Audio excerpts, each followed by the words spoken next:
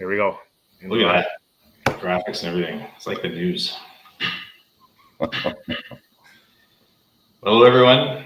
We are returning after a bit of a hiatus for some live stream just to discuss real estate in Calgary and what's happening from our perspective. So welcome, Mike and Sano.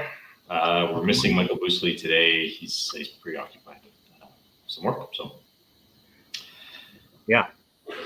Hey, good morning, everyone. I'm in Vancouver. Beautiful here. It's a little foggy this morning, as it often is, and a little overcast. But yeah, always nice to be in Vancouver. Yeah. Well, we've got a couple quick topics, I think, today. First thing we're going to chat about, we put together some numbers here that I think are interesting in terms of sales. So I'm just going to throw this on screen. So this is a quick graph showing one thing, the population growth in Calgary. That's the red line. So we're seeing, for the last, many number of years, positive growth. Although in some years, like in 2021, it looks like it was minimal. But you can see we've had positive growth in our population for the last 20 some years. And the blue line there is the number of home sales per the Calgary Real Estate Board divided by the total population. So this is sales per 1,000 people in Calgary. And what's interesting is that they tend to track, like as our net migration goes up, sales per 1,000 people go up, which I think kind of makes sense. As people are moving here, there's maybe a little more activity in the market, except when we come to the last 2 years. Or 2 or 3 years, it seems like kind of an odd juxtaposition of those values. So in 2023 we see massive growth. 2024 even more growth in the population, and dwindling sales. Now I think I can explain 2023 as there was a lack of inventory. We couldn't sell that many homes. If it got up to 30 transactions per 1,000 people, there just wasn't that many homes to transact in the market. Last year listings were starting to come up, and this year there was certainly a lot more properties available, and it's hard to explain for me the lack of sales activity given we're growing by 40 to 50,000 people a year still, and that sales per 1,000 people is dropping. I was just thinking. I was just thinking. I wonder why, or wonder if it's maybe having to do with sort of relative affordability, and if a large number of those people coming just weren't in a position where they can buy yet, or can buy at all, and so they're either renting, they are likely renting, and probably not quite ready to buy, or may not be buyers at all, but. I think, the relative affordability of homes maybe is keeping them out of the market. So all those people that have arrived, and I think that leads into an interesting discussion about the number of housing starts and what built over the last 2 years, and the sort of purpose-built rentals, and whether or not that's going to serve to soften prices up, or if that's just going to absorb all those people that came here and maybe will just be stable. Yeah, it's an interesting point, Michael. So does anybody know or recall when the interest rate first started to decline? Was that was right 2022? COVID. That was even earlier than that, I think. Yeah, I think it was early COVID. Yeah, so we see that might coincide with that sort of bump in sales, or that might have be a factor in that at least. Mm-hmm. And I completely agree. The purpose-built rental market was a purposeful policy, and it was meant to drive people into rentals as opposed to home ownership. So that's been a factor. And I think you're starting to see it play out in, and here's a question for you guys. Like, how many of the purpose-built rental, 8-plexes, 12-plexes that we see commonly built, how many of those, are actually for sale in the market or transacting? Oh, very few. There's a handful, but very few. Yeah, and if they are being sold, they're being sold as a whole, as an investment for someone else. Exactly. Yeah, they're being sold to REITs, to larger, financial entities for their investment value, for the cap rate. Yeah. So I think we could point to this peak here as like, this is sort of the introduction or maybe the prevalence of the MLI Select multifamily build. It's been around for a couple of years. Started then. Yeah. I think When also mine. And so home sales have declined a little bit as more rentals come on board. Any other policy things, Michael? You mentioned people coming here, whether they can buy. There's the the moratorium on international or non-Canadian buying residential property. Similar time frame. So yeah, a couple things. I'd just like to say that I think overall, though, projecting forward for the Calgary market, which is probably what most people would be interested in hearing, where's the market going? I think you have to say that the Calgary market is strong, and as you pointed out earlier, Dan, the most important leading indicator, and leading indicators are the most important indicators you can get in any forecast, is immigration. And so population growth and immigration is strong in Calgary, and is forecasting to remain strong in Calgary as opposed to other centers. And I asked a question earlier, is it interprovincial in migration? And I believe that it is, and that would be a good statistic to bring up, because it underlines the fact that people are moving from other markets, Toronto and Vancouver in particular, to Calgary.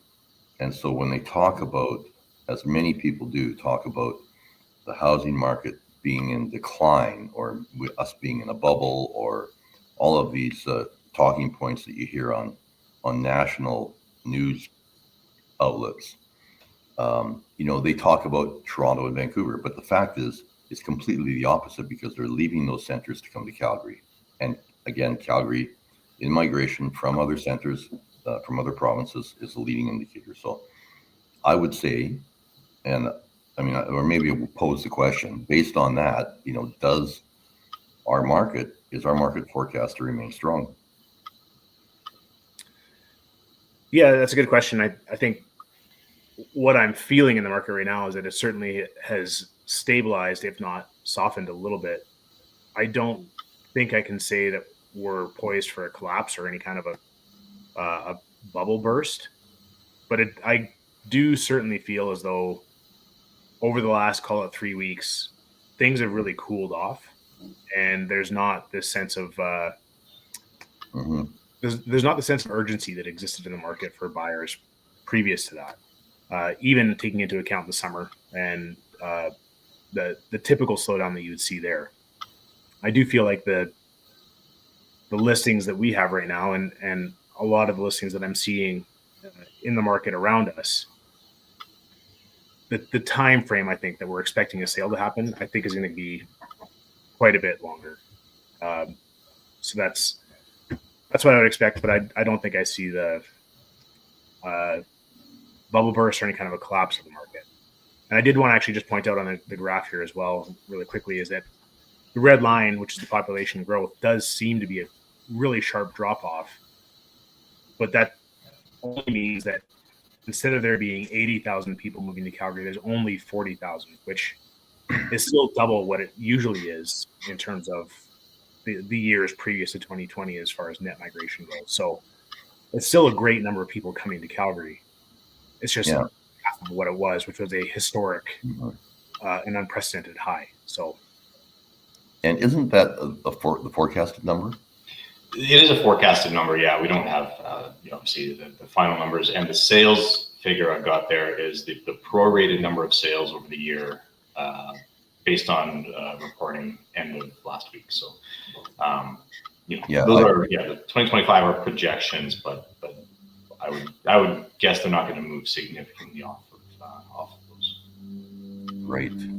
I guess it also is instructive to note that sales per 1,000 people in the population, right?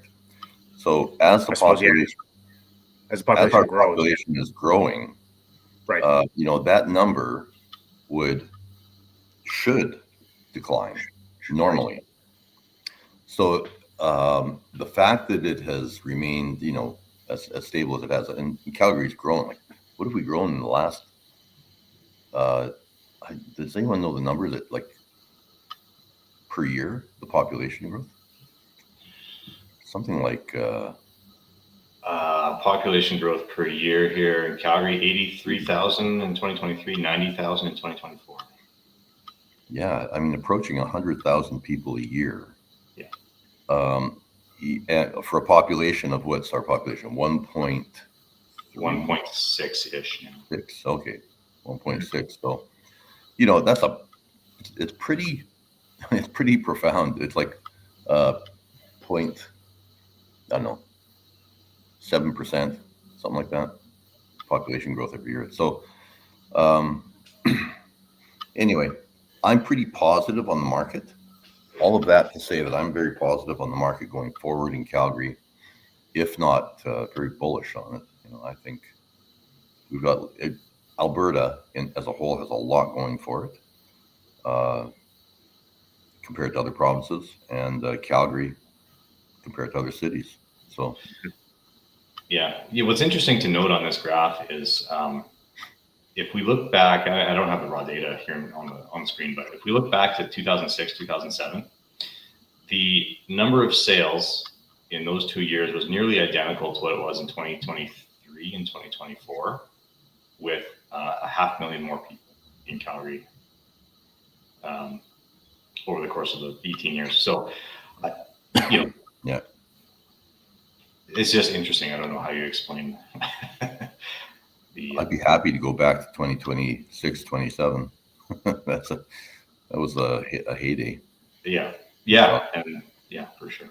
So, anyways, let's move on. It's interesting, and if anybody has any questions on these numbers, wants to know more, you can reach out. But here's our next topic here. The next topic is going to be the election.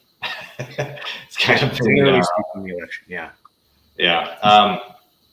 Obviously, it's a hot topic in Calgary. Advanced polls are open as of Monday until Saturday, the 11th. Yeah. And then the final date of vote is on October 26th or something. Actually, that's a good question. I thought it was 21, 22, but okay. Yeah. So yeah, another couple of weeks before official voting day, but yeah. So that's there's obviously a couple of big housing topics as part of the platforms here, both for mayor and for each alderman running. And probably one of the biggest ones is blanket rezoning, and how that rolled out, I guess, a couple of years ago. Was it last year? And how Calgarians feel about it today, and what candidates are proposing to do about it or not do about it. So I know you've been closely following this, and Mike and I are a little less educated on the topic. So when you take this on. Yeah, well, so blanket rezoning was a topic. When they came out with the blanket rezoning proposal, September 23, we had myself and Steve Shawcross took a look at it and wrote a study on it to understand the city has 6 goals that they wanted to achieve. And off the top of my head, they were increased affordability, more density, all these goals. So we looked at those 6 goals and we measured how blanket rezoning could affect them and how it has affected them in other cities across, well, North America and the world. Many of the studies in favor of blanket rezoning pointed to, cities in New Zealand, and so we took those studies apart. We kind of tore them apart and analyzed them. And our conclusion was that blanket rezoning was a failed policy and that it would not work. It would not achieve those goals. So we presented that to City Council, as did something like 500 other people in opposition. There were twice as many people presenting. There were about 700 odd people presented. It was the largest council hearing that the city's ever gone through historically. Twice as many people presented in opposition as presented in favor, and then 50 or 60 people presented neutrally. So council, in their wisdom, decided to endorse it against public sentiment. And so here we are. And now much of the blanket rezoning development has played out in developments across the city, and we can witness it. And it hasn't been positive. It's destroyed the character of many communities. It's had an impact on it. That maybe destroyed is a strong term, but it's had a negative impact on the character of a lot of communities. And I would arguably say that it is the most important election issue. The residents of the city of Calgary want it repealed. And repealed means, go back to area structure plans where density is more strategically planned and deployed based on transportation corridors and other commercial areas and so on, where density should be deployed, not taking out parks and not putting infills in single family communities that have been. And one of the biggest things that I don't want to point out, and I don't want to go too far down this rabbit hole, is that there's a social contract when you purchase a property, just as there would be when you purchase a single family home. There's a social contract between you and the municipality that you purchased in a single family residential area, and that the zoning will remain single family. Just like if you were to purchase a property to build a 20-story apartment building, you have a reasonable assurance that there's a contract between you and the city who provided that zoning that you'll be able to build that. So they have reneged on that social contract. The city has reneged on that social contract in communities where it's been since its inception in the 1950s, let's say, in my community, the North Hill, Briar Hill. And the city has changed that social contract. And so that's a bit egregious for people who purchase homes to raise their families and retire or what have you. And that's the one that stings the most for people like myself. And I think a lot of people feel the same way. So that's a big issue in the election. I know that some of the candidates are, I would say most of the candidates are talking about repealing it. In fact, that's their platform, is to repeal it. And I know that there are other issues. The other issues I can say, and I'll let you guys speak to this as well. The other issues are really efficiency at City Hall. The administration at City Hall has been a bit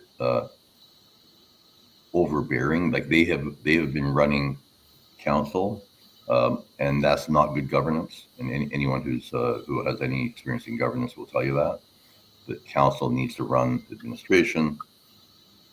So that you need a mayor and a council who will direct administration, not the other way around. So it takes It takes somebody who is committed to that, who has some leadership, who demonstrates leadership, and can stand up to, maybe a bloated administration who's become, they get entrenched, things like that. So, what are your thoughts, you guys? My thoughts are, I think certainly the housing is a hot topic issue for Bulgarians. What I haven't seen yet, I've seen some of the candidates have proposed that they're going to repeal the blanket rezoning. I agree that going to the area structure plans that a lot of the communities had in place or were, I mean, the North Hills area structure plan that Asia worked on and was pretty involved in did have some pretty sensible density. It had density in places that I personally didn't love because it was pretty close to my house, but it also, you could see there was a line of reasoning where it made sense. And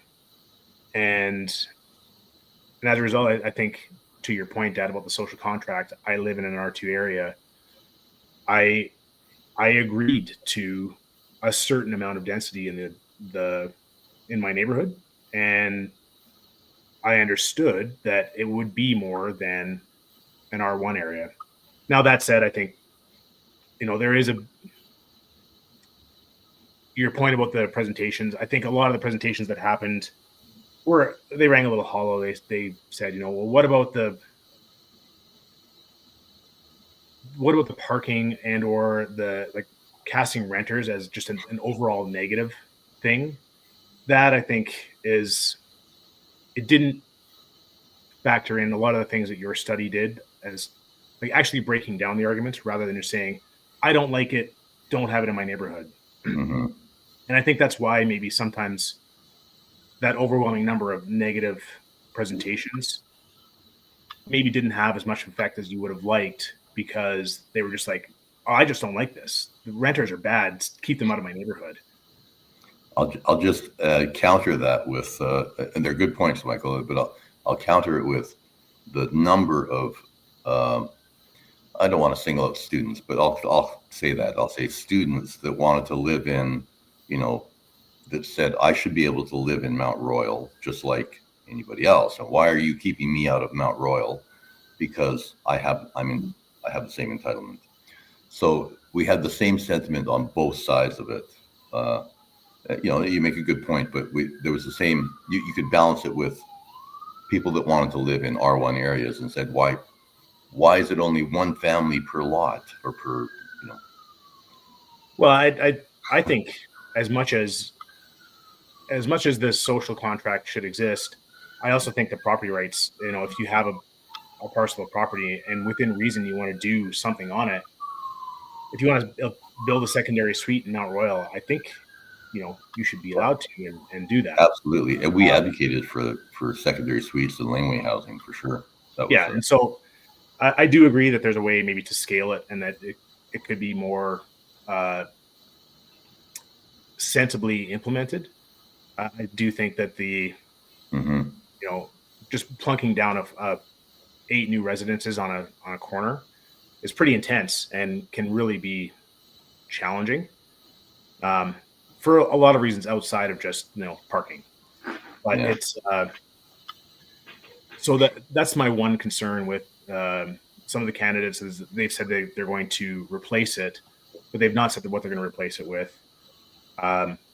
Some have said that they're going to repeal it, and that means just going back to the original zoning, which again, in some areas where there is the area structure plan to add sensible density and not just go straight out to the outskirts of the city and add more community.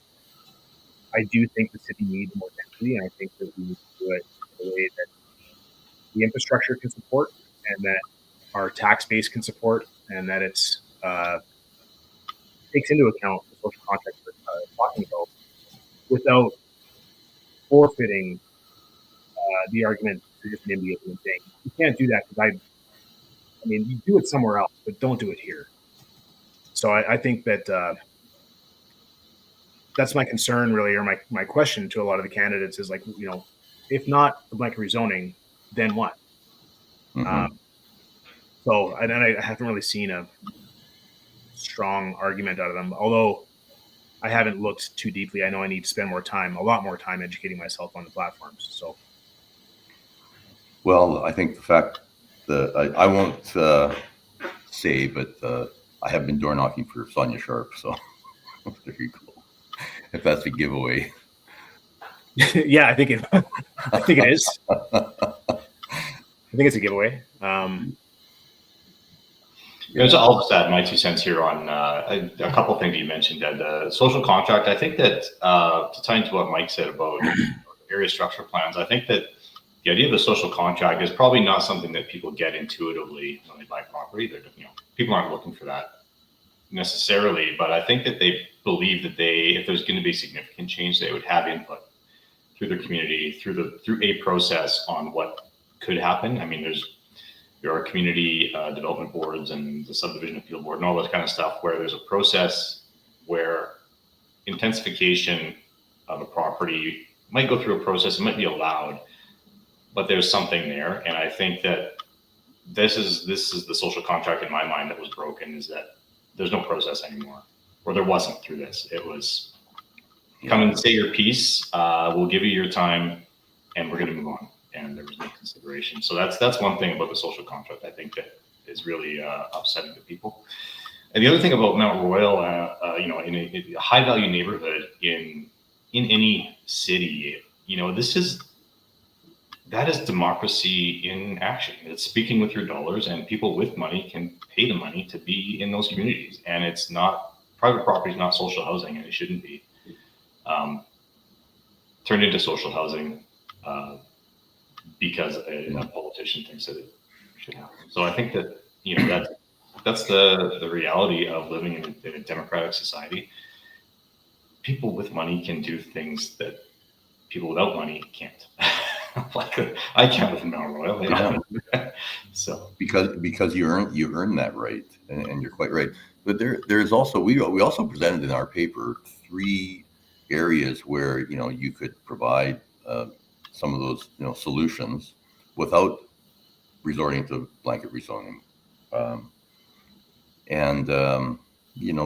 Anyway, read the paper. Unassailable case against blanket rezoning. It's on our LinkedIn. It's on my LinkedIn, and I'd invite anyone to read it if they're concerned about it and they want to see a fairly level argument. We didn't look at it initially to oppose it. We looked at it to study it, and as a result, we came out squarely against it. But anyways, just to get back to the election, the election will be. There's a risk of splitting the vote, and so that's why I don't mind being a bit forward in, telling you who I'm supporting. But there is a risk in splitting the vote, and I think that's a very real concern in this election. And so it's an important election. I urge everyone to really go out, analyze the candidates, make their choice, and if in doubt, there's somebody you could vote for. Yeah, there's also the school board trustee vote that's paired with this, which I'm not going to comment one way or the other, but I think if you were to look at the candidates, and there is a common thread amongst 5 or 6 of the different candidates, which I think